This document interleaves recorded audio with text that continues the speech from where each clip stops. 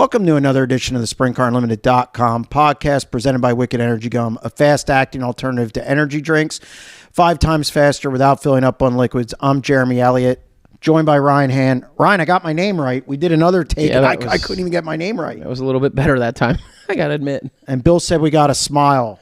You haven't been getting much right anyway, so I don't expect your name to be right. We already took the first shot with the picks. We are. You had a good week. I'll tell you what. Yeah, there's going to be a lot of shots probably this week. I'm going to start the show off by saying I'm 1 for 28 as far as picking winners. Yeah. Thank you, Joe Von Schultz, for pointing that little gem out to me. And you're 7 for 28. You're batting 25% in those 28 races. That's pretty good. But you're still not that far ahead of me in positions. And in top 5s, you're only 2. Top 10s, only 2. So if I win, I like the way you look at the positive. That's good. That's good. Don't tell anybody how many wins you're behind. I think it's 6. Yeah, I think it is 6. Yeah. It doesn't matter though. If I win the other 3 categories, that's 2. That's 2 dinners. That's fine. Okay. I'm good. All right. We got a jam-packed show to say the least. We have 3. Yeah, we have 3 guests this week. We're going to start off with Dominic Scelzi, Kevin Swindell in segment 3, and then Freddie Rahmer to talk about Central Pennsylvania Speedweek, which starts this Friday. We're going to take a look back at last week's action. Ohio Speedweek. What a just quagmire of rain, cancellations, moving races here and there. I wouldn't have wanted to organize Ohio Speedweek last week. Well, you just wait till like the day of the race and then you figure out where you're going to go wherever it's not raining. Yeah, and credit to the fans. When they switched to Wayne County on the Wednesday, it was a home run. Credit to the promoter who had like the balls to do that. Yeah, I wouldn't have done that. Phew, man. No, it was a great turnout. I'm glad that worked out. Yeah. Now we have to ask ourselves, is that something we do here? We have Speedweek coming up. We have 9 straight nights. It's not going to rain. It's going to be hot. It'll be, yeah. It's last year it was too hot to rain. It's funny. The heat's already ramping up. It was is 92 degrees today. Yeah, it's like it knows Speedweek's like Friday. It's just... Yeah, well, it could have held off for a week. Yeah, but then you would have had rain, so just be happy. Okay, I can't win. So, Ohio Speedweek, Dale Blaney finishes 2nd, 1st, 7th, and 3rd, wins his 6th Speedweek title, and he takes the All-Star point lead from Aaron Reitzel. That's something I don't think either of us thought would happen. I thought Dale, as we talked about last week, would be better than what people thought, but I didn't expect him to take the All-Star point lead at any point throughout the season. He's back in his home, in his wheelhouse, what makes him comfortable, and he's confident, and he's rolling. He is rolling, and consistent, timing decent. Yeah, because you don't need to be head and shoulders above everybody in time trials. I mean, if you are, that's fine, but some nights that comes back to bite you. If you go out late and you're really fast, you end up 5th quick overall, which doesn't do anything for you, and then you start 4th in your heat, which doesn't do anything for you, and you got to run 1st or 2nd. So, no, Dale's been hitting it good. He has, and again, and that becomes a storyline which we'll talk about in our 5th and final segment this week, because they head to Illinois now. Now, first off, they got to get races in. Yeah. Because that's been a problem. So I don't, but Aaron Reitzel, we'll go jump in with him. He struggled. Your boy, who you pick, that's the only reason I'm close to you in positions. Yeah, if he would have done his normal. I think we say he's struggling. He's still fast. He's still got speed. Right. He just got tangled up in a couple problems that maybe were some of his doings, some of other guys' doings, but in the end, when it takes you out of a heat race or whatever, out of the dash, and then you got to come from the back, run the B main. Actually, I think he had trouble one night in the B main even. Yeah, he did. He won Wednesday at the rescheduled Wayne County show. Yeah, and you thought killed him there. Yeah, you think, okay, he's back on pace, back on track, and then he comes back Wayne County again, and he has an incident in the heat, an incident in the B. Had to take a provisional, ended up 15th. Yeah. So that allowed Dale to catapult around him. And look, it's going to shake out.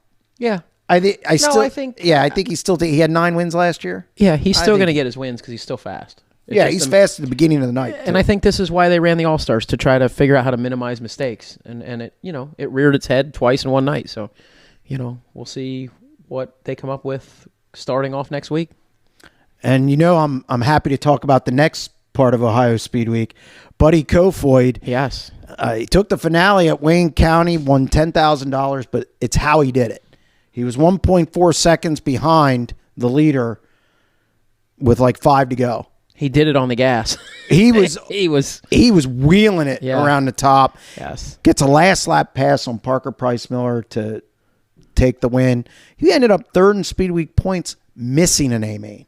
Yeah, no, he's good. That's pretty much what you've advertised so far, it looks like. He doesn't have quite as many wins as you'd like to have him yet, but he did have some bad luck earlier in the year. So yeah, he should have 2-3 more wins. And he's probably just starting to get comfortable with a lot of the tracks he's on. And I know you said it doesn't, he doesn't look at it by track. Matter. But you know what?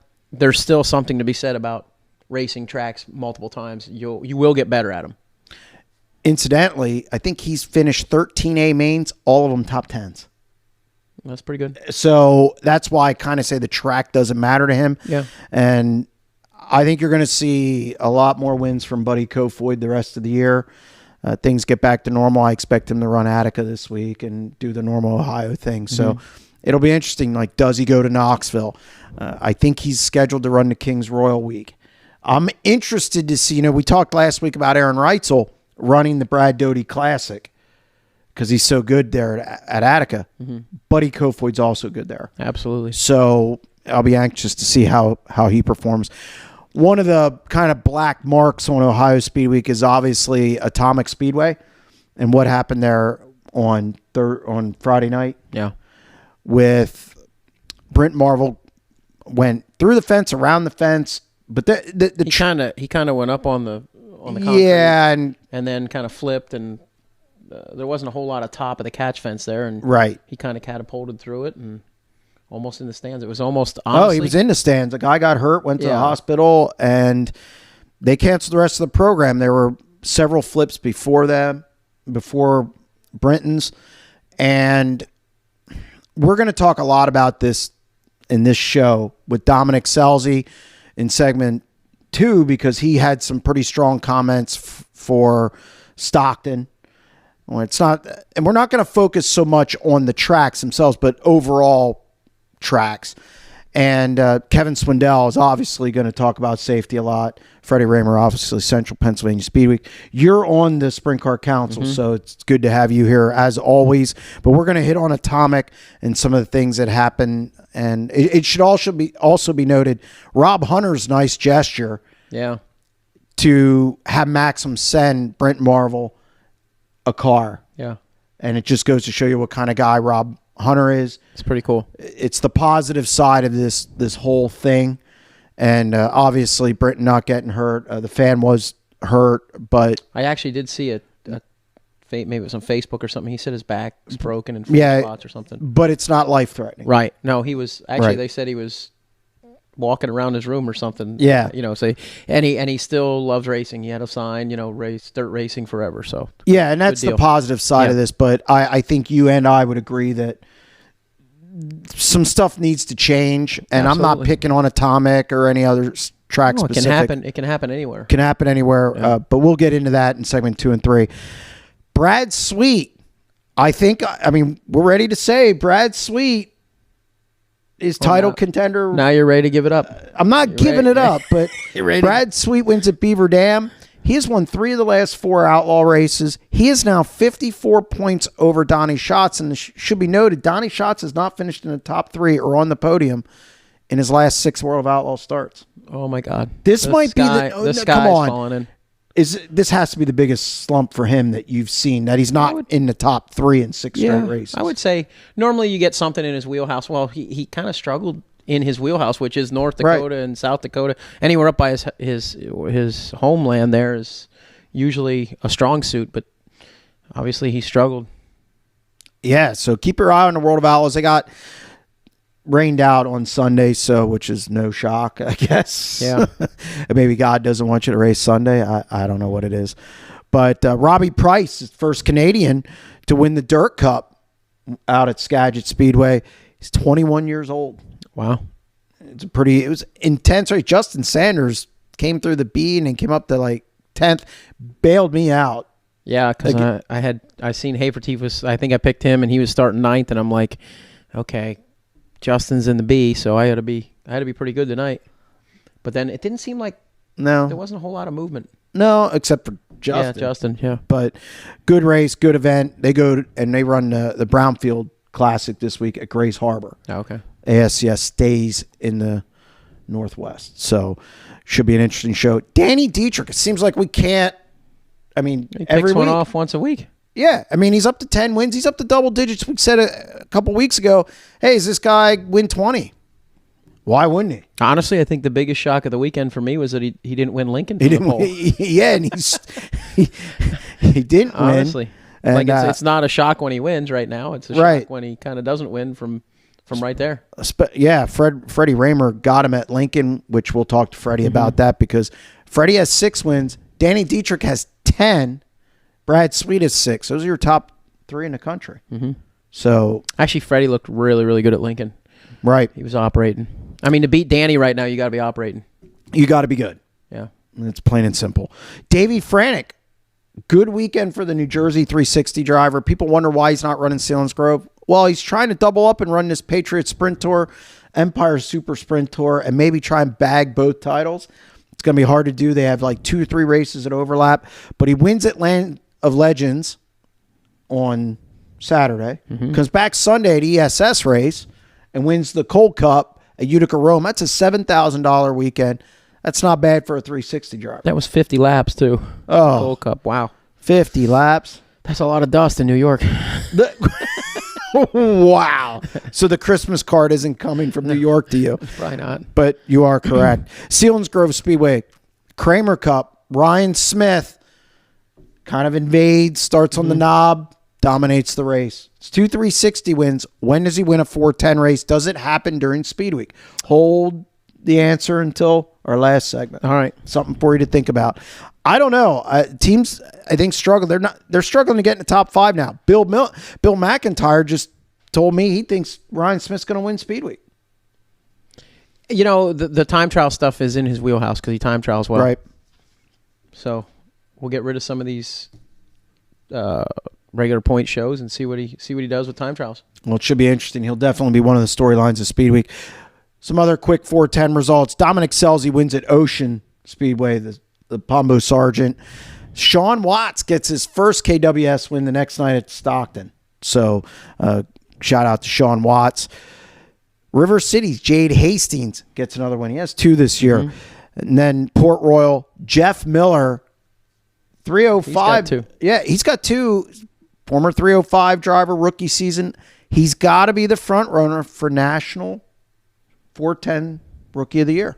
He's got a heck of a chance. And the funny part is he's only running one night a week. One night a week. But that's all you need. He's definitely put his name in the hat with, honestly, Saturday I watched the highlights and I was like, man, his car is really good and he did a really good job with it. Now, I was told that Logan Wagner didn't realize that he was running second. He thought when he passed Lucas, that was for the lead. Yeah. And apparently maybe he didn't go as hard as he thought he could have, but it is what it is. What? Jeff Miller got to the checkered first. You better start realizing that Jeff Miller isn't a lap car. No. Plain and simple. So, other 360 results, Dirt Cup prelims were Blake Hahn, Roger Crockett, Great Lakes, Greg Dahlman, and Jared Horseman. Jared Horseman wins a lot in that region. Trailway, Steve Kismore gets his first win. Bill McIntyre covered the event for us. We had Trailway story on SprintCarLimit.com. Nice. That's Bill's favorite. That is. Williams Grove 358s. Doug Hammaker gets the win. URC Chad Layton at Big Diamond. Placerville Shane Hopkins. That's going to wrap up segment 1. SprintCarUnlimited.com podcast presented by Wicked Energy Gum. We'll be back in segment 2 with Dominic Scelzi. Stay tuned.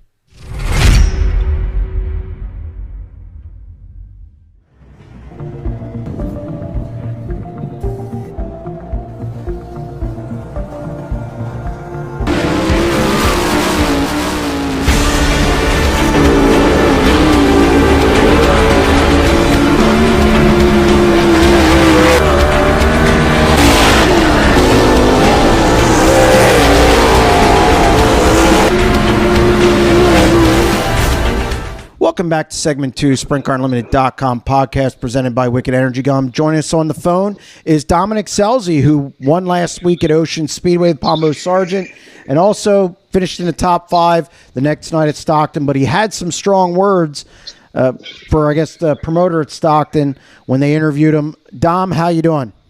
I'm doing great, guys. How are you? Are you at Applebee's? That's what we want to know. Boy, I wish I was. I'm telling you what, I'm missing that 2 for $20 right now. Okay. Why am I not surprised? So Dominic, obviously, you were pretty fired up on Saturday night. What happened, and what words did you have to say? Well, we went to Stockton there for the King of the West race, and right there in hot laps, we knew that it was going to be an issue. 1 and 2 chunked out pretty good, probably about 6 to 8 inches deep. To where basically all the clay was gone. It was down to the base dirt, and we had kind of, a couple of the drivers had talked, and I know we had talked to people with King of the West, hoping, hey, can we just work on the top? Obviously, the bottom's chunked out. There's really not much anyone could do with that. Well, like I say, I don't know if it's full power with the King of the West or not, whatever the deal is. But the guys at Stockton went out there. They ripped the bottom, watered the hell out of the bottom. And, at that point, now we're just going wide open over motocross tracks. I mean, there's a jump into 3. There's holes all through 1 and 2. Insanely rough. And we run the heat races. It's rough. We run the dash. It's rough, but it's starting to kind of slicken off a little bit, so we're at least slowing down a little bit. And what do we do before the feature? We water it. We rip it again. We do probably a 20-minute hot lap session before the feature. They red flag it, let us fill up and put tear-offs back on. And now we've got a wide-open racetrack through holes again. And obviously you were none too pleased about any of this. I was none too pleased about any of it. Generally speaking, though, all the highlights I see from Stockton, it's usually always pretty rough. I mean, does it ever get smoothed out? What's frustrating to me is, obviously you guys had me on last time I opened my mouth about Stockton, and some of the politically correct people out here that they like to kiss a little bit of ass. They wanted to, kind of take the other side of, look how great the payout is, and look at this, and look at all this hard work. Well, in reality, I don't feel there's much hard work putting into it. The guy that puts the hard work in is Scott Russell. And when Scott Russell's there able to do the racetrack, the track's a lot better. And there's a lot of times where when Scott has done it, it's been smooth. And you know what? Tony's done it, and there's been times that it's been smooth and it's been racy. But the majority of the time, we go there, and it's extremely rough. It's extremely overwatered. It's unsafe, in my opinion. And I feel very strongly about the fact that you don't show up to the race, and Ryan, you know this, when you show up to the racetrack, you've worked all week on your stuff. Mm-hmm. You've gotten your stuff ready to go. You have to put hours and hours of hard work because you're going there to make the big money. I would take it as a promoter the same way. You're putting all this hard work in for the week and the weeks prior, promoting the event, getting your track ready, doing all these things to be prepared to have a successful show. And I don't feel that the hard work's put in, and I don't feel that there's in reality, a care for a safe racetrack. And that's where my issues are. So, Dom, Stockton aside, I mean, you travel different areas of the country, and safety, of course, right now is a hot topic, and I think it jumps to the forefront again after what we saw at Atomic. And I'm not calling out Atomic or any specific track. I think this is across the board. Yep. But from a different perspective, when as a driver do you take responsibility for, hey, I shouldn't race tonight, and leave? Yep. Well, I can tell you right now, I really, really wish I could have on Saturday night. And not saying that because, of previous incidents or anything like that. As a driver, it was probably one of the first times I've ever been afraid behind the wheel. I really was worried. When a racetrack's as fast as Stockton, you can crash when it's slick and slow and still get hurt or worse. But when it's that rough, that fast, people were ripping nose rings off because they were hitting holes so hard. Stuff like that to me just makes it over the top. And when Willie Croft crashed, I was choking up in my helmet, seeing the race car, knowing that's my friend in the car, knowing, boy, last year, I think to the day, I was at Beaver Dam with the Jason Johnson incident. I hate seeing drivers hurt. I hate seeing worse. And I feel that all the teams are doing everything in their power they can to make the cars safer, but racetracks really aren't doing the same. You're getting a couple places like, you know what, I commend Beaver Dam for putting a fence up. I think that's great. And you know what, I commend Atomic for starting. They put a wall up. They haven't put the fence up, so obviously I don't think the race should have happened there, but I think these promoters really need to look at getting a racetrack to where what can we do to this place? And it's not going to happen overnight. But over 5 years, 10 years, we can make big changes, and I don't see many promoters being proactive. Dominic, why? I got a question. I guess is why didn't you guys? You got a lot of respect out there with your other drivers. Why didn't you guys get together and say, hey, we're out of here. We're not running this. We don't. 10 of us don't feel like it's safe. If you want the other 10 to race, or I don't know how many cars were there, whatever. But why didn't you guys just get together and say, hey, this is ridiculous. We're out. To be completely honest. I feel that maybe I should have done something like that, and I feel like I'm always the number one guy talking about safety or whatever, but I think that should have happened. I think maybe we should have got the racers together and tried to do something about it. I didn't, and I know there's no other driver that did, but I think we should have. I think we should have got together and said, hey, you know what, this isn't safe. Maybe if we're going to run the show because the fans are here, let's run it as a whatever show, a points show to where everyone just kind of ride around. If you don't want to run, go home or just cancel the thing completely because it was unsafe.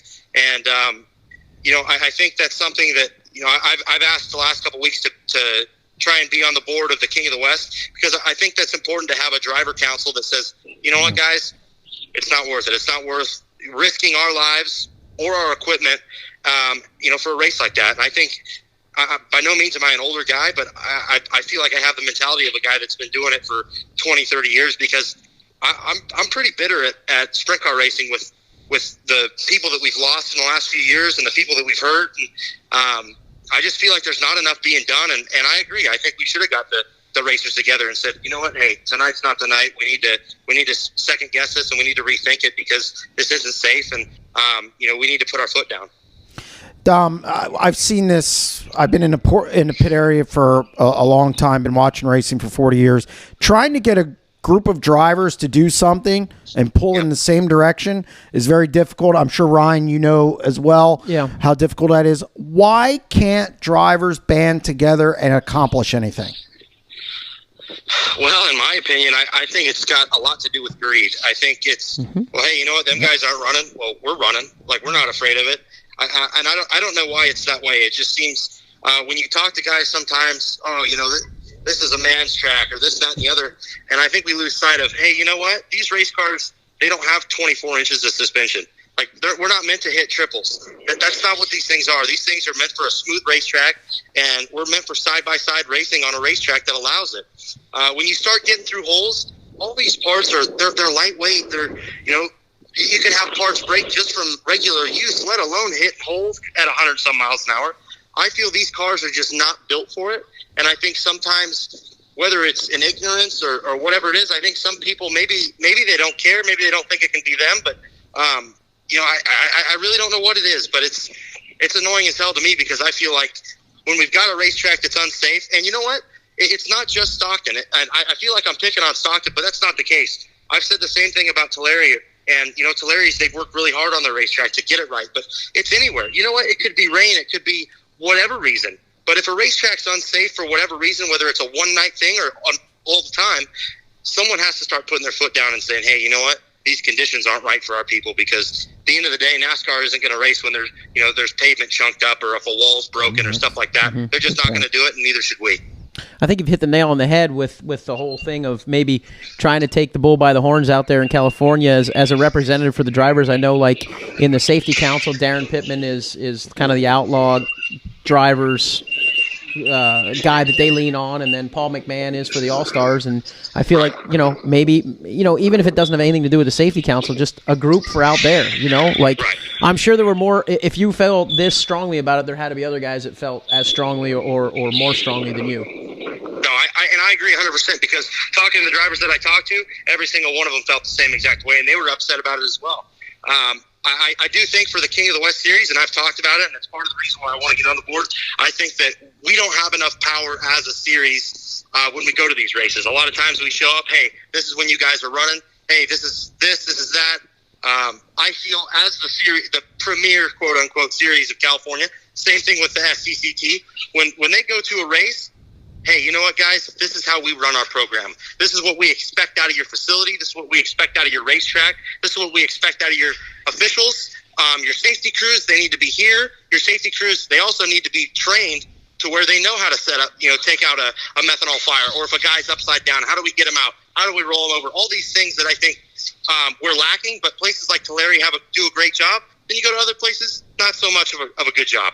And I think it's more so getting everybody on the same page of where do we want to be in 5 years. When I'm retiring as a driver, I want to know that this sport's going to be safer. And I think that needs to be the goal of everybody. It's not just, hey, we're going to say it's safer, and then, 6 months down the road when somebody gets hurt or worse, we're going to forget about it, because that's not what needs to happen. We don't want to forget what happened at Atomic. We don't want to forget what happened at Beaver Dam last year. We don't want to forget what happened with Greg. We don't want to forget these things, because when you forget, that's when it's easy to brush it off. You can't forget. You got to keep it fresh in your mind. You got to work hard to make it safer. Dom, you and I have talked off air and off the record a lot, and I unfortunately sometimes believe this sport is obviously reactive instead of proactive. I have a tendency to believe that the incidents that happened last year, I don't want to say they're forgotten, because people definitely remember Greg, remember Jason with all the well wishes. But I think the underlying tone that I do think is forgotten about is why it happened, and we need to do better. And then it brings us up to something you've went through, the negative versus need, I like to call it. If you say something to make the sport better, you're deemed negative. Yep. Is that frustrating to you? It really is. I think, and I'm probably not the best guy to talk, because I only know one way to do it, and I speak my mind, and I don't. I don't bite my tongue, and obviously you guys know that. And I think that's why I'm liked by the people I'm liked, and I think that's why I'm disliked by the people that dislike me. Because there is no sugarcoating. It is what it is to me, and whether it's about safety or about purses or whatever it is, my only viewpoint is what's the best for the racers and what's the safest for the racers, what's the best for the car owners, and what's the best for the fans. That's what I care about. So when I talk about safety ends of it, I think that some guys, come on, it's sprint car racing. There's a danger factor. Yeah, you know what? You're right. There is a danger factor, but there's also a danger factor when you're brushing your teeth. You might choke to death, but you don't see that because we don't have spikes on our toothbrushes. You know what I'm saying? Like, that's awesome. I feel like there's stuff that we can do to make it better, and I think sometimes, promoters especially. Oh, you know what? We're going to have a great renovation next year. I talked to a promoter just yesterday about, we got a new scoreboard. Awesome. Hey, new scoreboard after 30-some years. Great. Well, are we going to move it off the back straightaway so cars aren't going to hit it and end people's careers like it has before, or to where, cars aren't spearing it off of turn 2? Like, stuff like that blows my mind. How hard would it be to knock that thing down for the year? Let's not run with the scoreboard. It doesn't work anyways. Stuff like that drives me crazy. Is there's small things that can be done that I just feel like, oh, we're going to get to it. Well, at that point, we're dealing with a benevolent fund that somebody just got hurt there, or we're dealing with even worse. And that's the stuff that I feel we need to be proactive and not reactive. And it needs to happen now, and it needs to start now. Well, Dom, I want to throw a softball at you because we threw the tough ones at you, but you're a little up and down. Well, it might not be a softball. A little up and down in the Roth car. I mean, you've had some good runs, had some misfortune. Big weekend coming up at Placerville, KWS and SCCT. Yep. When those two get together, I've seen those shows. It's pretty good. I'll tell you what, the SCCT and the King of the West has put on really good races. I really like racing with the SCCT because I feel like you get all the really good 360 guys, you get all the really good 410 guys, and you get them together, and it's an exciting race. It's a hell of an event. And in reality, I think Placerville, in the whole country, I think puts on one of the best races and one of the best shows for the fans. Scott does a really good job up there. And the racetrack is always racing. There's always two groups. So I really look forward to it as a fan. As a driver, I never really look forward to Placerville because I kind of struggle there. It's a tough place for me. And, I'm obviously being a little bit behind in points right now. I want to go to a place like, a Watsonville or somewhere that I feel really confident at. But I'm excited. It's going to be a great event, and I'm excited to be a part of it and support the race. And hopefully we can run strong. Well, Dominic, thank you for coming on the show. Appreciate it. Appreciate your candor about the situation, and good luck this weekend. Thanks, guys. Thanks for having me on. Yep. Take care. Now. I'll see you guys. Bye.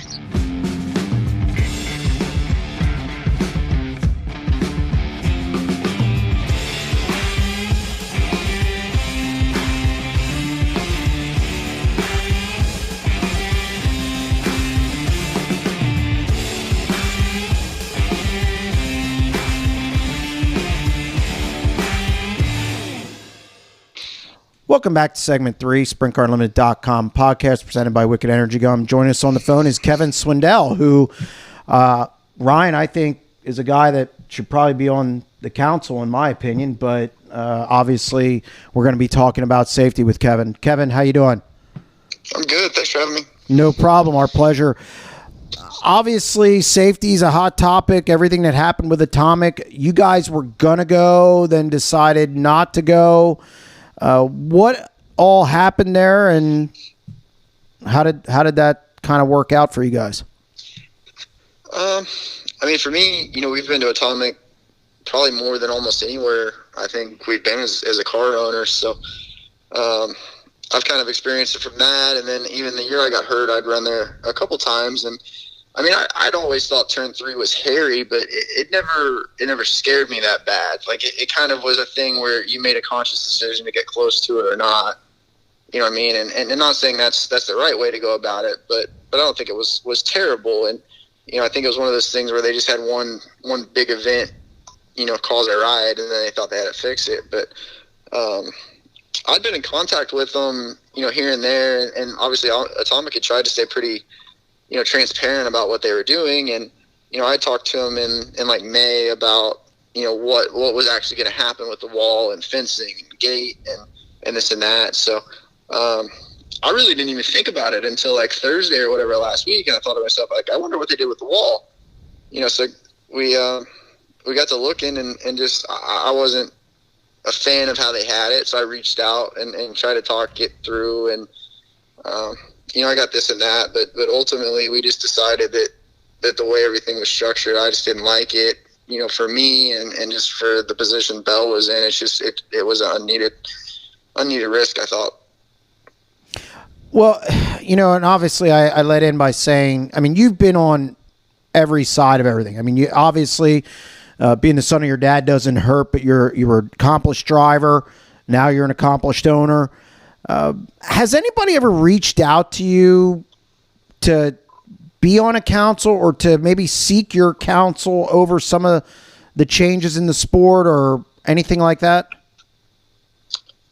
Not a whole lot. Obviously, a lot of things happen really quick after my, when I got hurt. And, we even worked for a while on things to crush in the seat to help your back.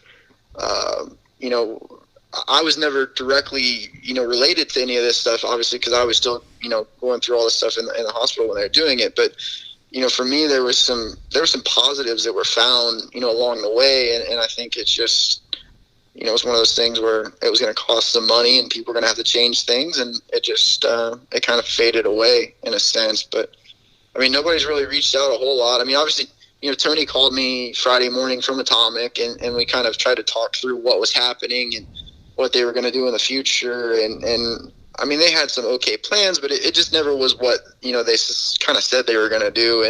And to me, it was just kind of like you took something that was sketchy and you added some more parts of it that made it even worse, really. So I don't know what the perfect answer is for some of these places, but I think we got to start talking to more people about changes, and stop thinking like one guy that owns a racetrack or this or that can make these decisions a little bit. I think people just got to look at themselves and realize that even if you are really smart about all this stuff, like you just need other opinions. Kevin, do you feel like as a car owner you're responsible to say, hey, I'm not coming because I don't feel it's safe? Obviously, Christopher probably didn't really know what is really going on at the track, as far as the walls and stuff, but obviously you've talked to a few people. Do you feel it's your responsibility? You think it's a driver's, or do you feel like, hey, maybe the series should have said, hey, this place isn't done. Maybe we shouldn't be here. Yeah, I mean, I think they should be obviously the first line, and to me, I feel like to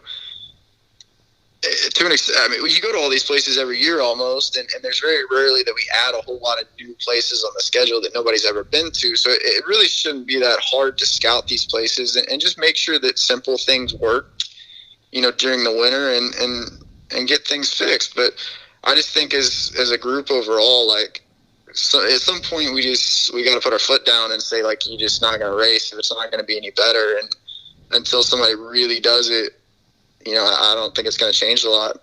To me, a little bit of me wishes that I would have, screamed from the rooftops, hey, we're not going because of this before the race. But I'm not in the place to, I don't want to ruin anybody's thing. And for all I knew, it could have been fine the other night. You know what I mean?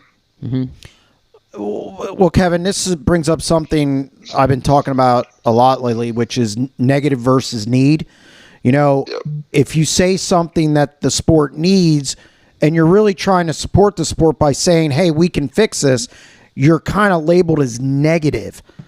And I don't understand that. I mean, I don't know, maybe you... Yeah, it makes it tough, man. It's just, and I mean, I didn't do myself any favors, when I was younger, and obviously, Dad's reputation a little bit doesn't help.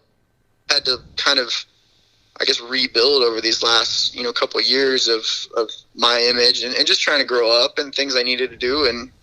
But overall, I just, it's so hard no matter who you are to really make a difference and anybody notice. I feel like at this point, Tony's really the only guy that's got enough clout to really make anybody notice anything. So it's just, but it comes back to the same thing. It's just, then it becomes his opinion.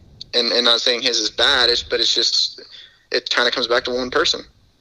Yeah, I think sometimes his opinion obviously is maybe swayed in a direction sometimes, which for one person to have an opinion, that actually always happens. There's always a bias in one person's opinion. Yeah, and no matter what you do, you're always going to go up the ladder, and it's going to end up being one person's, kind of call at the end of the day. And I think that's where we hope the Sprint Car Council was going to bring some parity to it and some collaboration. But I mean, I don't even really know who's on it. And I'm not trying to bag on it or anything, but I don't know a lot about it. And I feel like if I don't know a lot about it, then what is actually happening? Well, that brings me to my next question. Do you, and this is obviously sensitive in lieu of all the injuries that have happened. Last year was a really bad year for the sport in the sense of what happened to Greg and Jason. I almost feel like we remember them as people and as drivers, and I think that's very important, and I appreciate that. But I almost feel like we forget that there's steps we need to take so it doesn't happen again, and nobody seems to want to talk about it. It's almost like you said earlier, it fades away, and I think that's a real problem. Well, I even got to thinking the other day, and it's like, you had this issue at BAPS with the gate, with Greg, and the first thing they do is put a gate in. Well, what about, the openings at Lincoln and Williams Grove and Port Royal that T-Mez hit? And I guess obviously history supports that, it doesn't happen, but I feel like we're getting to a point that we have to stop, waiting for it to happen and just start looking ahead as, there's an opening that somebody might hit in the perfect storm of events, and we got to fix it. If I go to the racetrack and the motor doesn't run, I'm not going to change one thing at a time until I find what the motor runs. I just change everything I can right then and make it all go away, and we worry about whatever later. You know what I mean? So it's just, I feel like we just nitpick at things, and it's going to take 20 years for us to get everything right that, is happening year to year to people. I agree that, we definitely need to be more proactive. The Sprint Car Council started out, and I'm actually part of that, and we had meetings pretty rapidly and a few of them in succession, and now it's kind of calmed down a little bit, and I have a feeling it's going to ramp up again with with what's happened here. But that's the problem. We only ramp it up, or we only really bring it to light when we have a problem. And I feel like you do. We need to get ahead of it. And almost like we need guidelines for each track. And some tracks probably can't afford to do everything to make it perfectly safe. But I mean, there's lives at stake here. There's injuries. There's just so much. This is real life. There's no reset button here. Yeah, and I think to an extent, I think everybody gets hung up on like safer barriers because they see it in NASCAR. Well, that's not really going to help us because that still leaves an edge between the fence and the wall. So that's kind of a no. So I feel like there's got to be some cheap alternative in there that somebody with a little can-do attitude and some MacGyver can figure out a way, with some tires and some rubber, just anything, like pile dirt in between the wall and strap it to it somehow, and make it kind of have some give. Like, I don't know. Like maybe there's a way to do it. I apologize. No, it's okay. It's okay to have a dog. Yeah. But yeah, I don't know. It's just, obviously we got to work on it somehow. And I don't know what the perfect answer is, but I think it just takes collaboration, a lot of it, and that's what we need. Yeah, I think there's a lot of little fixes, like those big Uke tires in the infield. I think they're stupid. Yeah, gone. Yeah. I wish every track would have a berm. Yep, it's so simple. Dirt's cheap, and you have equipment to move it. Like, why do you go get tires just to cop out on a little bit of extra effort? Mm-hmm. You can still use your tires, just put them inside the berm if you really want to keep guys out of the infield. Like, you can have a berm and then still have barriers to the berm, but in my opinion, when you put the tires out there, it doesn't give a guy an out when somebody crashes to go in. You know what I mean? You're limited on where you can go just to miss a simple wreck.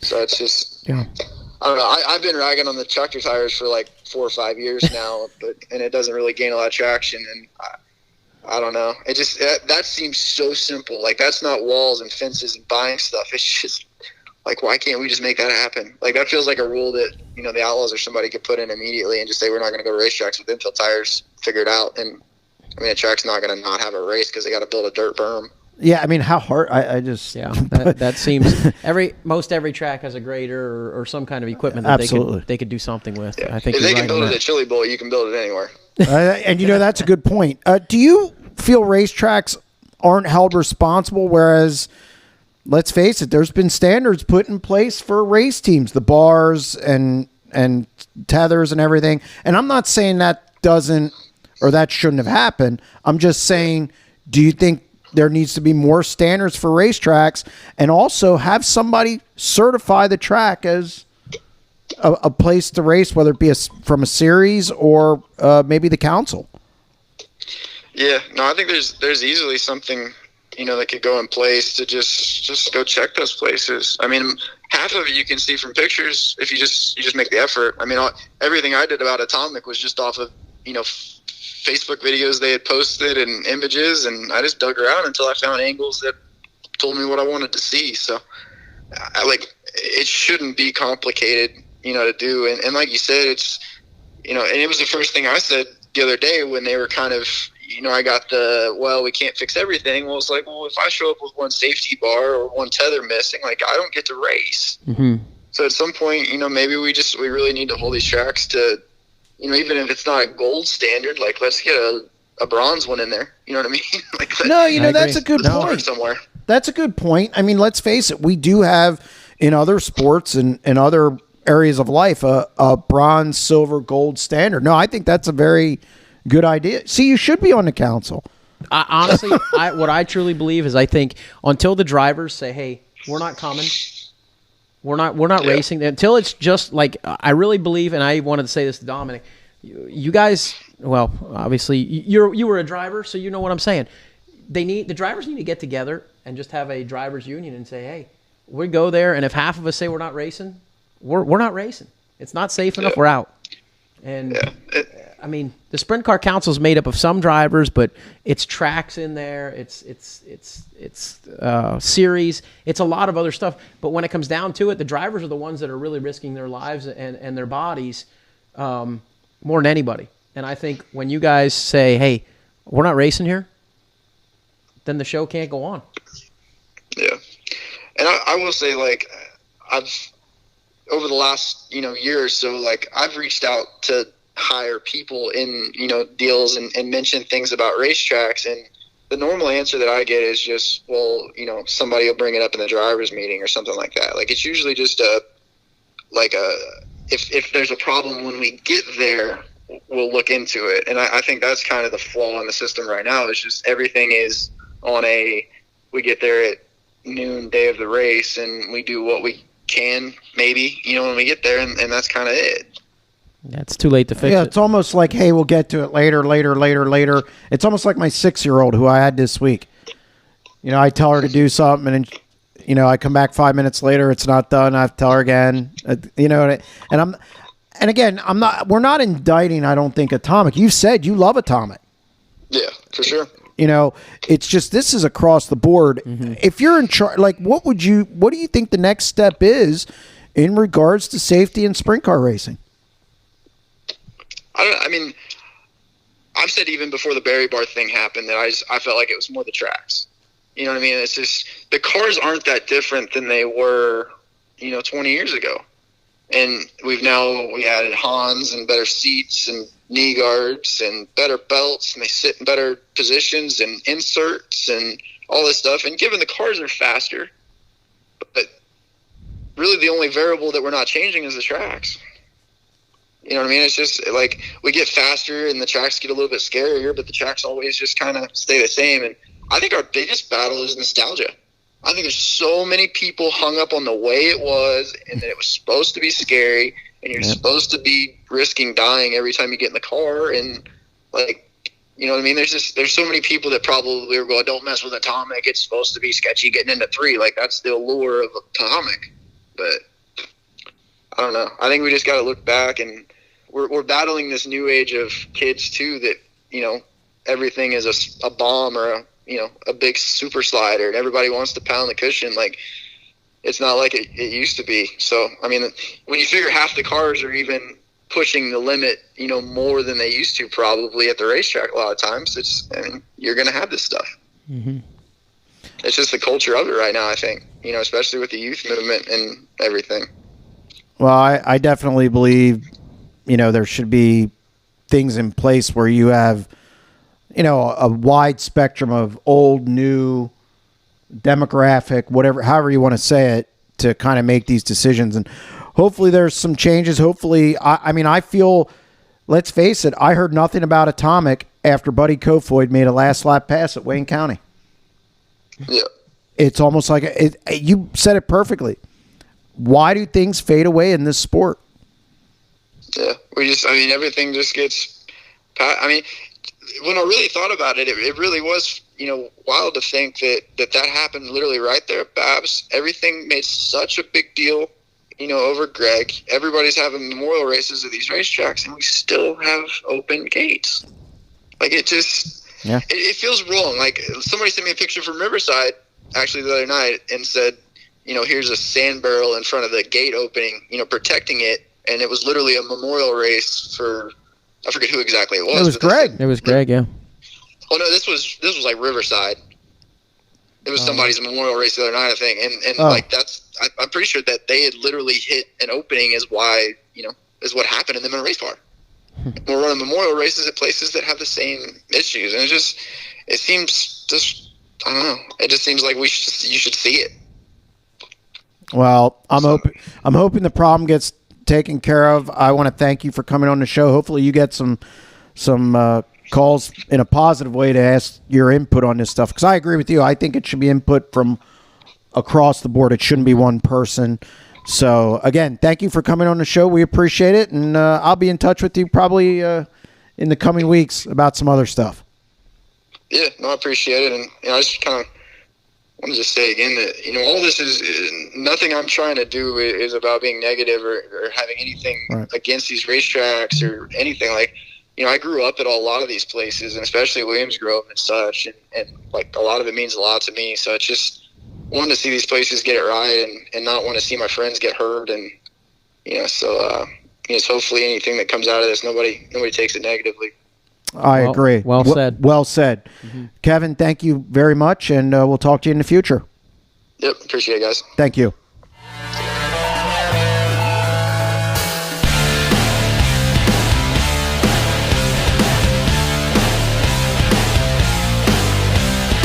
Check out SprintCarUnlimited.com for sprint car news from around the country. One click away every day. The website features breaking news, results, features, rankings, a weekly podcast, and much more from the world of sprint car racing. The off-season, the news doesn't stop there. We also cover breaking news with silly season and also have news from the Australian Summer Series. Yearly subscription is $50, 6 months is $35, 1 month is $8. If you purchase a yearly subscription, you get a free t-shirt. We also have giveaways for our members, the Month of Money contest, and much more. Check out SprintCarUnlimited.com today. Welcome to segment 4, SprintCarUnlimited.com podcast. Joining us on the phone is Freddie Rahmer, who bit of a hot streak and also banked some coin last week at Lincoln Speedway, winning the Fallen Firefighters in memory of Brandon Little event. Freddie, how you doing? I'm good, guys. Thanks for having me on today. Hey, no problem. You should be good. You have 6 wins already this year. Yeah. It's been pretty good, honestly, at this point. We have a decent amount of wins. Even that being said, we left some on the table, I think, to this point a little bit. But overall, we can't complain too much. But there's some nights we definitely dropped the ball. But, I mean, you're going to have that. But that was actually one. Sorry, go ahead. Sorry. Oh, no, that's all good. It's just try to keep that to a minimum from here to the rest of the year. But we're in a good spot. That was one of my questions, was that you started on it. You've won 6 races. You won Saturday night. But then, it's so, and trust me, I understand it. It's so hard to keep the Williams Grove Friday night was 12th or 13th. So it's man, I watched your car on Saturday. I'm like, my God, I don't know if it could get better. And then I didn't see any highlights from the Grove, but I'm like, man, what happened? And trust me, I know I've been through it, but I guess try to explain it to the people listening. You guys, Friday you go there and start 10th in a heat. Yep. And 1 or 2 cars in that heat race could have been from the difference from running 10th to being a shot at a win if you start in the first 3 or 4 rows or something. You know what I mean? Just little things, and then you look like a spank. And we go and run the car identical the next night. Mm-hmm.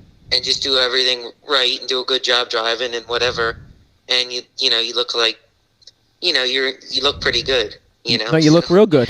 You look real good. It's frustrating that way, but it I don't know. It seems to go that way once in a while. It's but in the last probably 8 or 10 races, that was probably the one bad night we had. Yep. But you just leave that night there and go on to the next night. Forget about it. Yep. Yeah, the more I race, it's you just figure out why don't let it happen again, or learn from it and then just move the next night, because you can drag that crap right in the next night by mistake. Not good. No way. So Freddie, you normally don't start hitting your stride till Speed Week. Normally Speed Week's when you start taking off, but yet you have 6 wins. You've had, like you said, some setbacks, but you got to be pleased with where you're at. And what changed maybe from the beginning of the year to the last 8 to 10 races? Honestly, not a whole lot, I don't think. Maybe the racetracks a little bit, but I mean, usually we do get going maybe a couple months into the season really good. It's not like we're drunk before that, but we really start running good. Probably racetracks and just situations, start getting the time trial races and stuff like that. Mm-hmm. But early in the year, we seem to just draw god awful usually, and then that doesn't seem to help too much.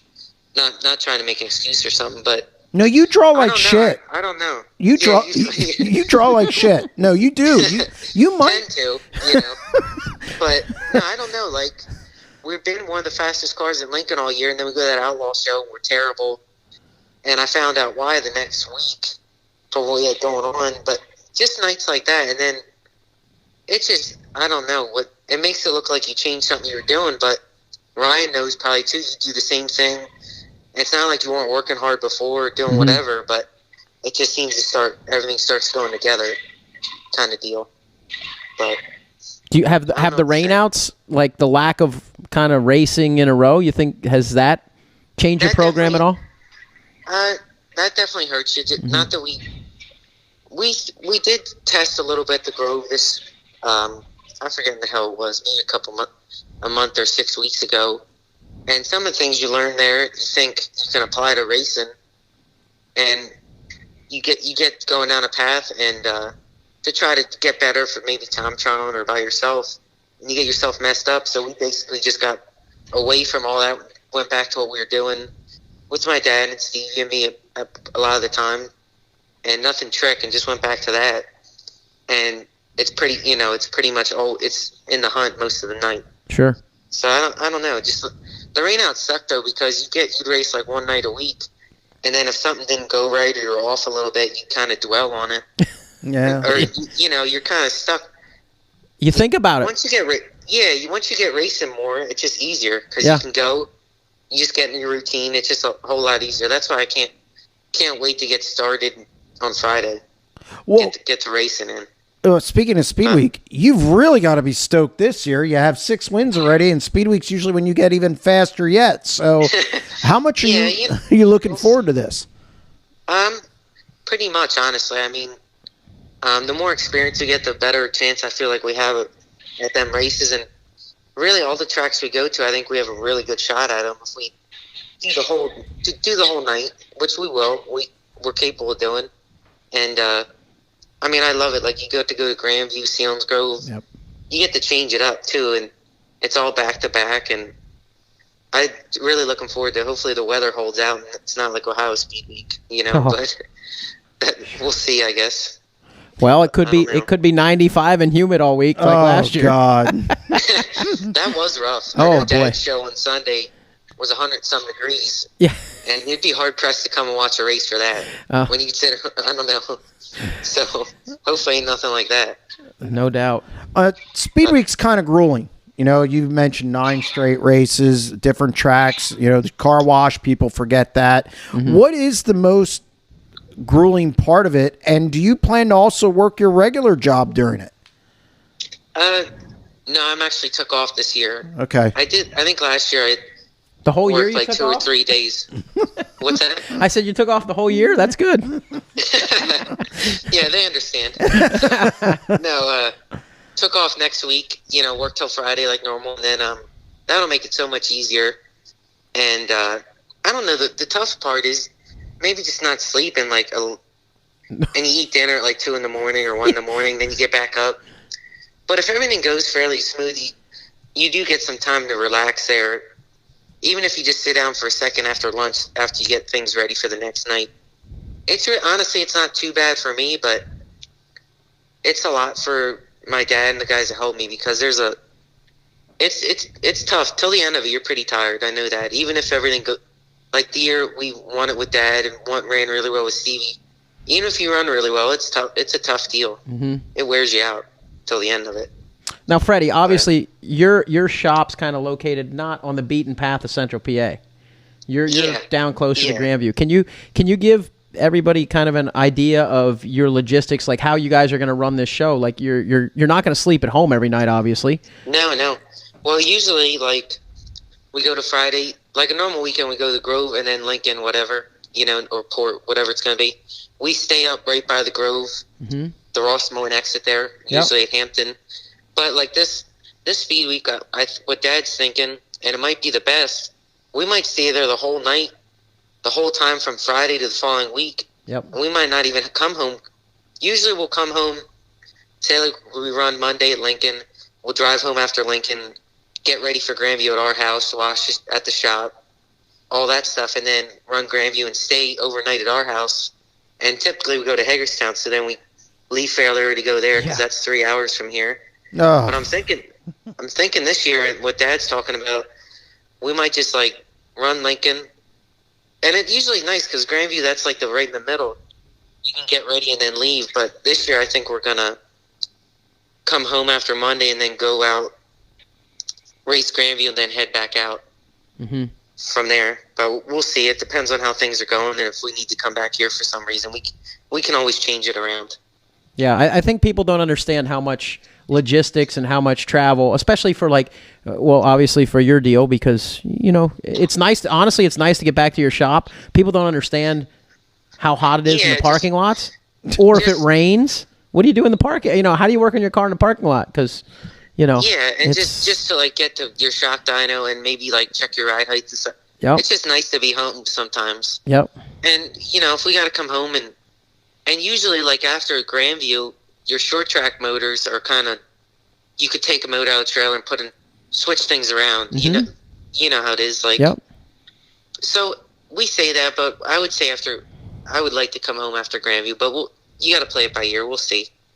I'm along for the ride or whatever, with whatever he wants to do. He's the boss. Yeah. Yeah. So I'm not shocked by that. So Freddie, obviously, to me, it's three really good cars in Central PA right now. You're good. Of course, you had the 69K and the 48. What's it like chasing those two when they're having the year they're having? Yeah, I mean, hands down, the both of them. Danny's going really well right now. He's doing a good job. I mean, and Lance, of course, some guys are going to be good. I don't know. I don't really focus too. I feel like we're as strong as them at certain parts of the night, and sometimes, if maybe better at some other parts. But I don't know. I kind of just do my own.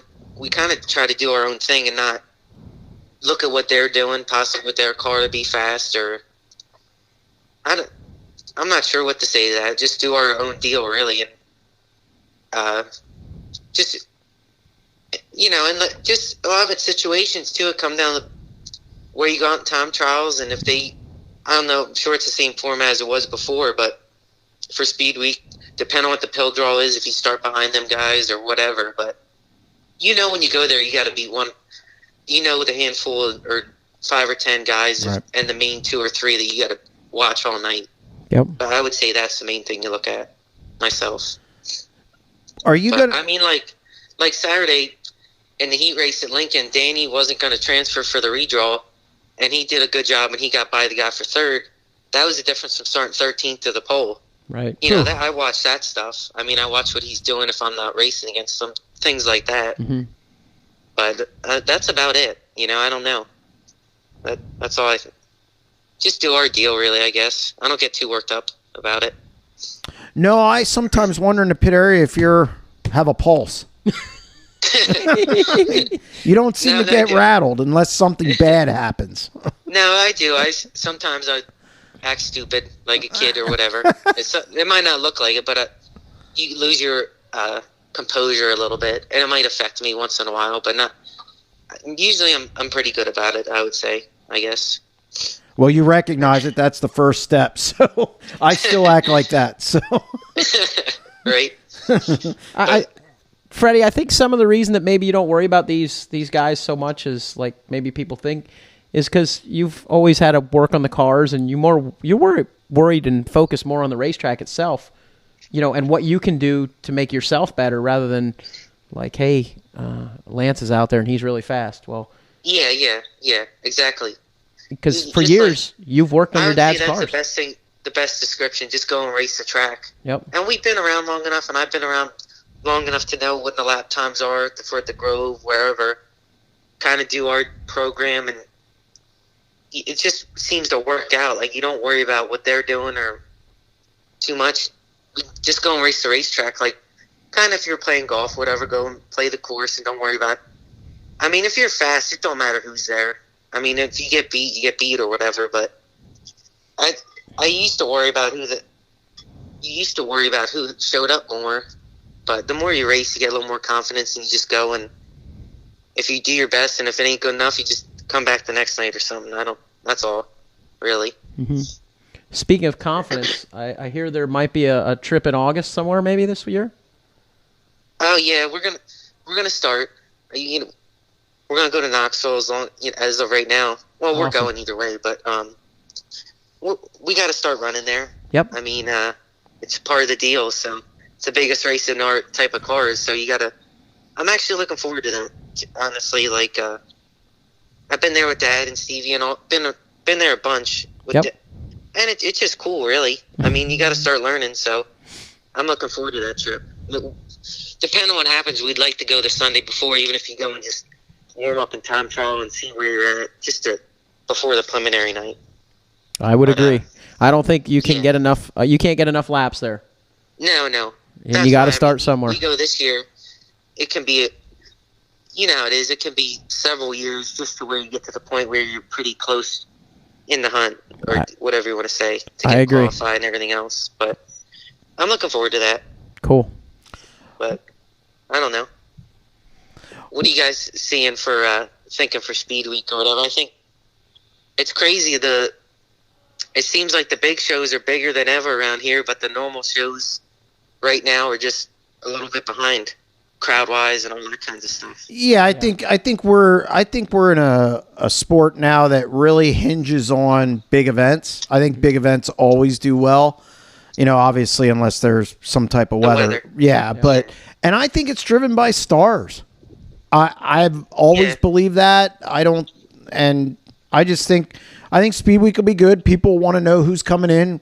Rico, Kyle, Christopher Bell looks like he's going to be in for Lincoln and Grandview, and I think those guys will help draw people. So I think the crowds will be good. The money's decent. I think you only have 3 shows that are 5,000, so I like people stepping up there, and I think Speed Week's really good.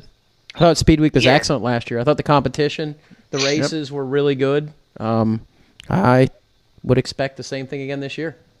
Yeah, hands down. I mean, just to have that many good paying races in a row, is hard to beat. Doesn't really matter where you go. So, I guess it all hinges on the weather, but that is what it is. That's normal I think, yeah, we don't. It'll be really good for everyone. We don't want to hinge much on the weather right now. No. No. Well, Freddie, I want to thank you for coming on the show. Much appreciated. And we look forward to seeing you at Speed Week. Yep. All right, guys. Thank you for having me on, and hopefully talk to you again here soon. All right. You take care. Good luck. You too. Thanks. See you. Yep. Bye-bye.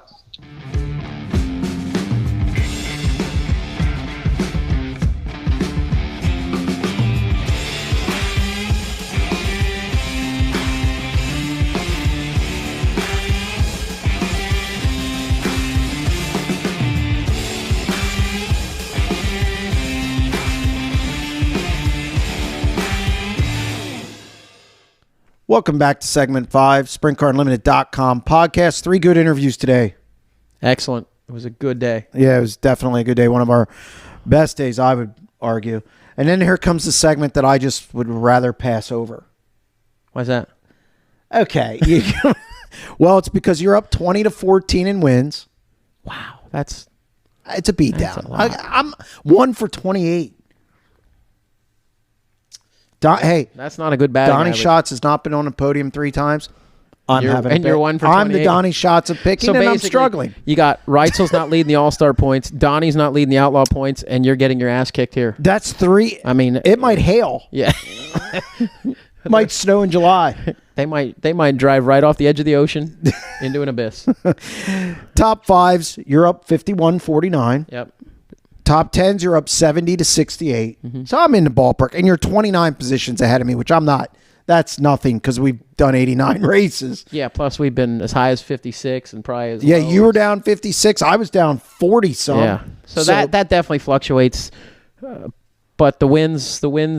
You've been impressive. You pretty much said this week that you're like, I'm just going to give the wins. Yeah, but I said, I'm not going to catch I said, him. No, you can catch. Because generally, if you win, I can't. So come on, I'm not stupid. It's so hard because you're going to pick Reitzel every night. Look at these picks. You're gonna pick Reitzel every night. Well, no, because you're probably going to start picking him. It's my guess. You can leave him. You can leave him open for me. That's fine. I won't have no problem with that. Well, we're going to jump in because we got a lot of picks to do this week because we have to pick all of Central Pennsylvania Speedweek because we might not have a show next week because there's a race every night. Mm-hmm. And you have this thing called working during the day. Yeah, and you don't. That's not true, and you know better. I'm sorry. But we're going to jump in with the World of Outlaws, and I so wish the Jackson Nationals were not this weekend because I sponsor the race at Williams Grove. It's the start of Speed Week. The Jackson Nationals, Thursday, Friday, Saturday. I think this has become a crown jewel. The facility's unbelievable. It's really nice. It's well-run event. It'll become a crown. It could become a crown jewel if it doesn't rubber up any of the nights. The place has a history of rubbering up. But the races 2 out of the 3. Yeah, but the races last year were pretty good. But as soon as rubber gets down, it's over. They were pretty good. I just hate rubber. Let's hope for no rubber, and then I'll say, yeah, they're really good. Well, who's the defending champion? Donnie Schatz. Mm-hmm.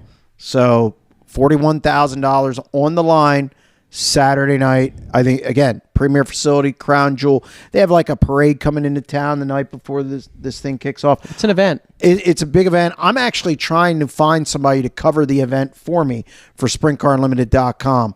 So anybody out there, give me a call. So, Ryan, we're going to pick all 3 nights. Okay. I pick first. Of course you do. It's pretty normal. It's what happens when you're getting your ass kicked in wins in every other category. I'm going to, Brad Sweet's hot. I'm taking him night 1 Thursday. Man, that sucks because that's who I was going to take. Of course it is. Yeah. You ride them until they just... I do. You know what? I'm going to might get back on the Pittman train. I'll take Pittman. You know what? No, you know what? No. Stop. Whoa. No. I'm going gravel. That car was really fast. Damn it. Year. I was hoping you Yeah, I didn't forget that. let him go. I'll go with gravel. Who do you got on Friday? Go in with Donnie Schatz. Ooh. I didn't think I left a lot of doors You open, left didn't I? a lot of them open. I did. We'll see what your doors look like here.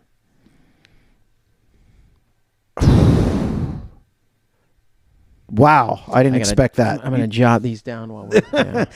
Give me David Gravel. Okay. So we got gravel each night. Yeah. Okay. And then I pick Saturday. Yep. Donnie Schatz brings it home. Taking him for the finale. I'll take Sweet.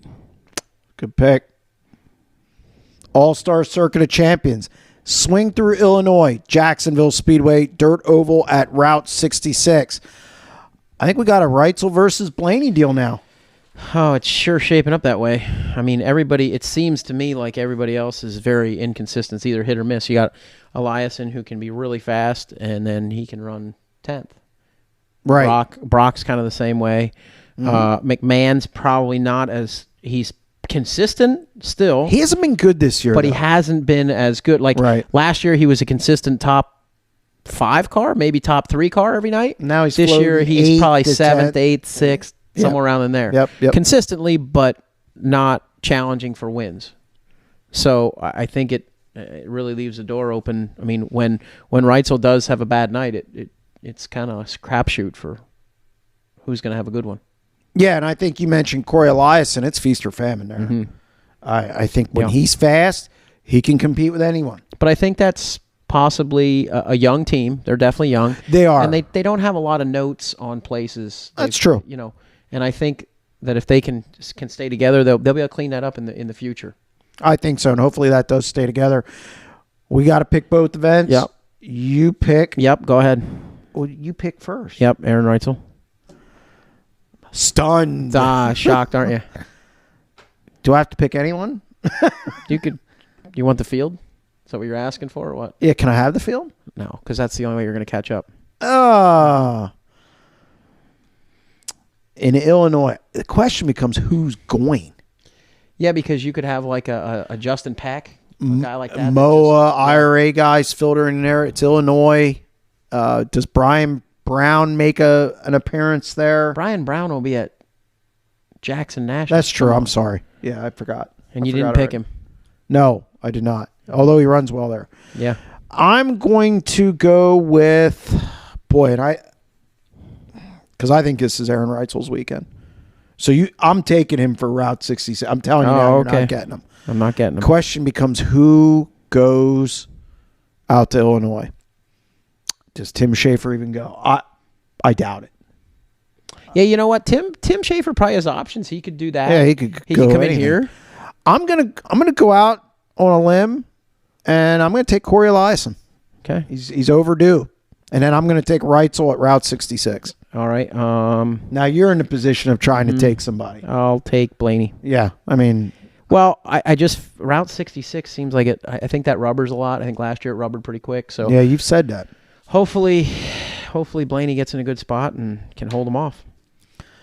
Well... I don't want to give up wins. No. SCCT and KWS, doubleheader. We talked to Dominic Scelzi about it. At Placerville. I wish I could watch this event. I like Placerville. It's just some notes. Justin Sanders will be running the banana in the KWS race. I assume he'll be running the 4-car in the SCCT race or maybe his own, whichever. It's a small racy joint, so it puts on some of the best racing in California. Mm-hmm. DJ Neto leads the KWS points, and Kyle Hurst leads the SCCT points by 27 over Tim Kading. Isn't he retired? No, he's apparently not. We got to get Kyle back on the show. Hopefully his kids are doing better this week. We would have had him on this week, but the whole atomic thing and everything, Dom, it's just the week blew up. So we will have Kyle on in the very near future. But which event do you want to pick first? I'm going to allow you to pick which event. Let's do the SCCT first. We'll do that listed first, so I don't want to be accused of going out of order or anything. Well, you stack the deck against me, and I know how it is. I'm going to go with Tim Kading in the 360 race. Took your guy right there, didn't I? Yeah, kind of, but that race is so difficult, but because of the guys that are good there. Forsberg, good there. Yep. Becker, good there. Justin Sanders, I don't care what car he's in, good there. Mm-hmm. Tony Gualda has shown promise there. Kyle Hurst, pretty good. Golubic, again, is coming. Didn't have a great weekend last week, and expect him to kind of bounce back. So, and that's difficult. Trying to pick who's going to win that race. Every race has been difficult for you to try to pick. I just getting beat up. I'm going to take Andy Forsberg. Okay. And then I'm coming around to KWS. Yep. The banana. All right. Sanders. Justin Sanders takes the wins his second KWS race of the year. Got to be careful here. Yeah. Because they're only getting about 18 cars probably. 19 cars. That's what they've been averaging roughly. I'll go with Golubic. Okay. Solid. Yep. I like solid. USAC. They've been getting killed by rain. Yeah. They've lost 3 out of the last 4 events. Tyler Courtney obviously won at Port Royal, the other one. They're Tri-State Speedway on Sunday. Here it comes, Ryan. Because if you beat me in USAC, there's no hope for me. I'll go with, let's go with Wyndham. Wyndham? Mm-hmm. I'm going to go with some bacon. Oh, there you go. Going to go with some bacon for USAC. Now we get, you better put down we're picking all 9 Central Pennsylvania Speedweek races.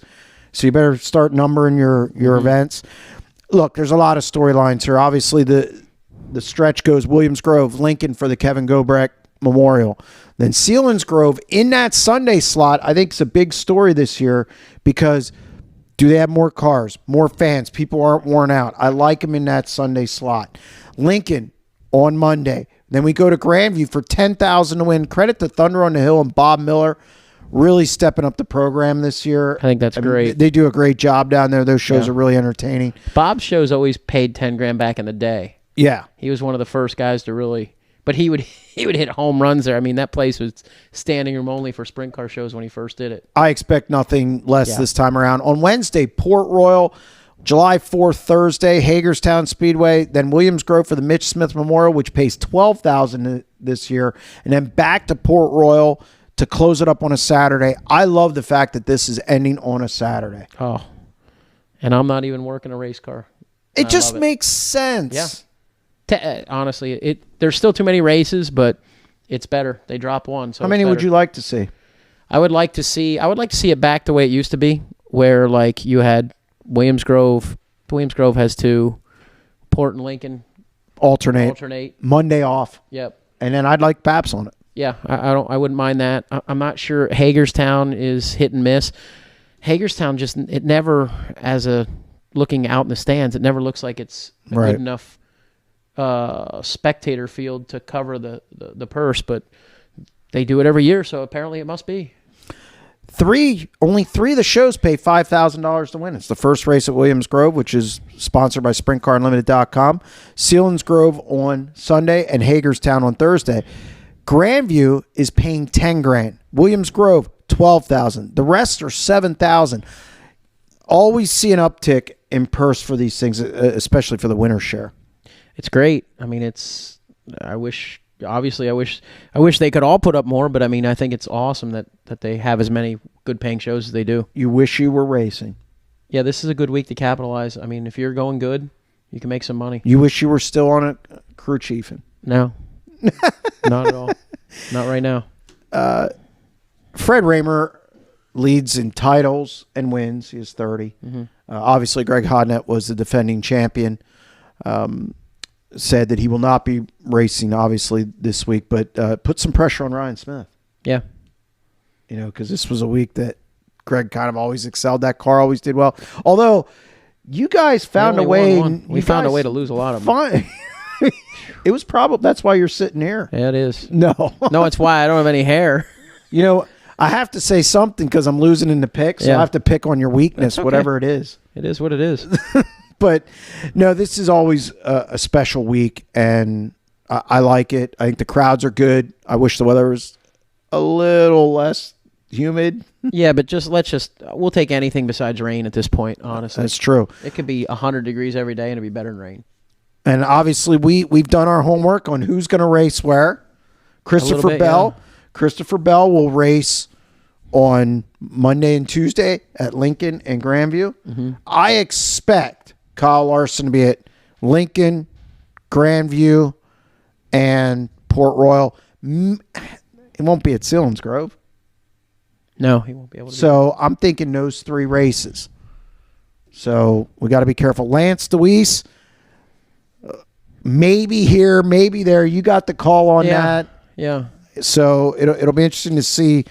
Williams Grove and Lincoln are definite. He's already had that on Twitter. You won't see him at Sealands Grove. Lincoln on Monday, dicey. Don't know if he'll show up at that one.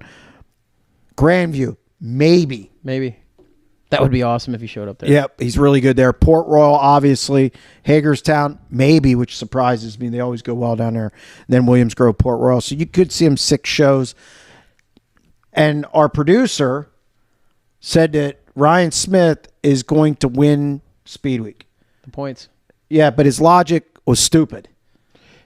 He said Danny Dietrich, and I'm getting all kinds of gestures. Danny Dietrich isn't going to win enough races. He leads everybody in the country by 4. Yeah. Even you said he's going on a cold spell this week. Yeah, because he's not running well enough. So I just don't. Hey, you make the statement, you get called out. So, and by the way, he also leads the area in top 5s by 10. It's just. Okay, so we're going to pick a champion. I don't have it on here, but we are going to do that. We got to do that too. Yeah, but that don't count towards our deal. No, it does. It does. How can that count? Because I said it does. Because I'm in need. So. This guy, I'll tell you. I picked first at Williams Grove. Of course. Well, because. Yeah, I know. Because you. I know. I'm taking Deweese. Okay. You got LD at Williams Grove. Come on. Although it's closer than you think. With Freddie and Danny. I think every show is. I'm going to go with Danny.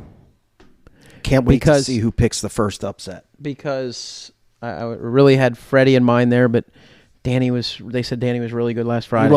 He was. You have Lincoln. Kevin Gobrek Memorial. And Lance is going to be there for that. Freddie was really good last week. I mean, I think there's like 3 or 4 different ways you can go with this one. Yeah. Oh. Lance hasn't let me down. Does Rico show up at any of these shows? That's true. It's a guy I didn't think of.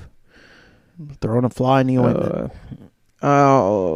Buddy would come in. Let me go with Lance. Wish Buddy Kofoid would come in. Let me go with Lance. I'm going to go with Dietrich to bounce back. Okay. And then we go to Sealands Grove. This could get hairy too. This is you first. I'm taking Lucas Wolf. You're a clown. Yeah, I'm a clown. That's who I wanted. He's really good there. All right, you got Lucas. Hey, can't take Reitzel for all 9 races. I got Dietrich. Okay. Dietrich's going to be picked a lot, I think. Yeah. On Monday, now we start getting some invaders, I think. Yeah. So Monday at Lincoln, you have first pick. Well, I'll tell you what, it's hard to count against Larson the way he's looked there the last couple times. It's true.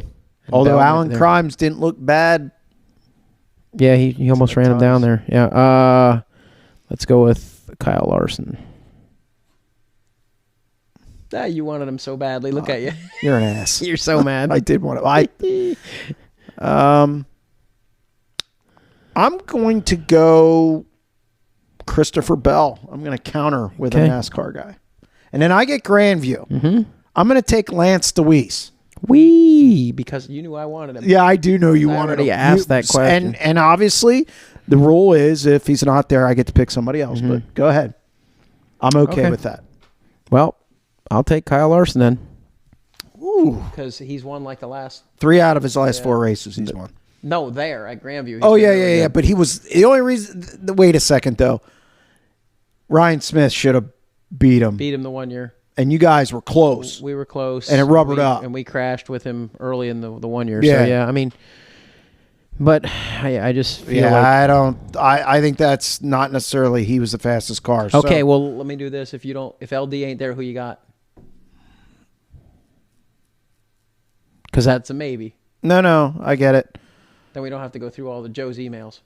That's true. My backup. Freddie is so good there. Yeah, that was one of my... Freddie, I'm taking Freddie for that one. Okay, if you need a backup. All right. Yep. I have to wonder. Port Royal. Port Royal. You're up first. No, I think you are. I took Larson. No, you took LD. Okay. Yeah. Whew, Port Royal. I think Port Royal's a crapshoot now. Because you got to consider Logan Wagner. He's I was going to say Logan's been really good there. And Lance didn't look great during the Weikert weekend. I'll go with Logan Wagner.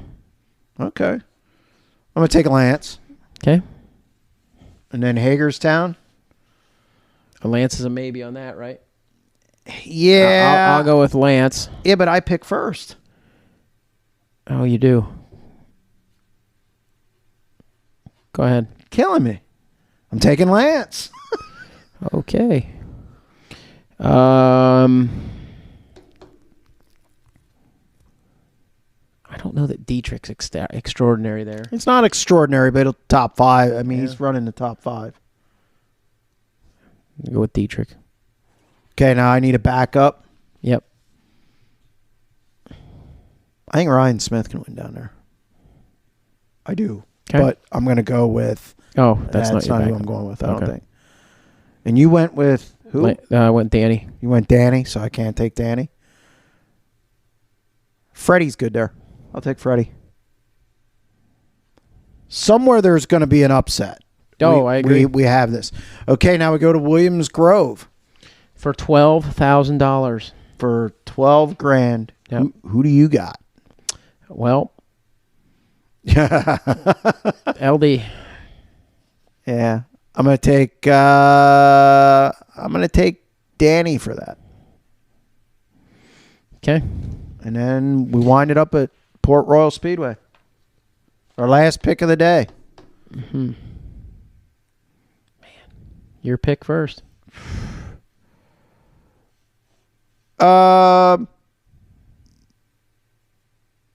Lance. I think Lance starts to heat up. Okay.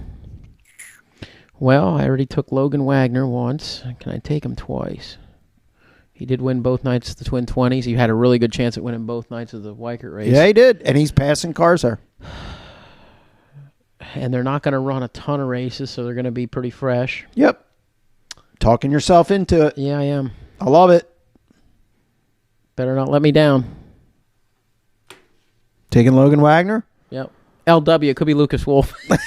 No. That's Actually, good. you know what? I didn't. You know, I don't know. Do we even have a Lucas? I picked Lucas. At Selinsgrove. Yes, I did. Yes, I did. Wow. Yeah. That's going to wrap up this edition of the SprintCarUnlimited.com podcast presented by Wicked Energy Gum. Stay tuned to SprintCarUnlimited.com for all your sprint car needs. We're going to have coverage of Speedweek, probably some coverage from outside the area as well. 365 days a year, we'll be there. We'll be back next week, maybe. Depending on how things shake out. We'll get you off work. And maybe, Mr. Macri. And if not, we'll be back the following week after Speed Week to give our wrap-up. Stay tuned.